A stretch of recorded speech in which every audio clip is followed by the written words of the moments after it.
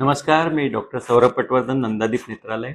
आज 10 जून म्हणजे आंतरराष्ट्रीय आय डोनेशन डे म्हणजे नेत्रदान दिवस आहे.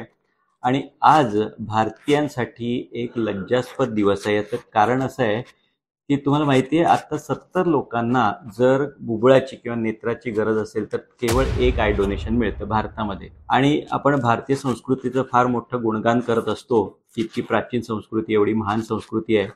भारताला श्रीलंकेसारख्या देशाकडून हे बुबुळ मागवून घ्यावे लागतात. आय डोनेशन भारतात होत नाही म्हणून अतिशय लज्जास्पद स्थिती आहे. पाश्चिमात्य देश किंवा इतर देश सुद्धा भारताच्या खूप पुढे आहेत. आणि कशासाठी? भारत गरीब आहे म्हणून.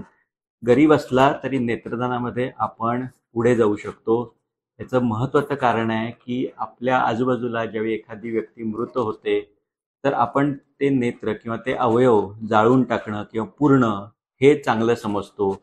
पण ज्या व्यक्तीला या अवयवांचा किंवा नेत्राचा उपयोग असतो त्यांच्यासाठी मात्र दान करून घेत नाही. त्यामुळे आजचा दिवस हा सर्व भारतीयांसाठी अतिशय लज्जास्पद असाच दिवस आहे.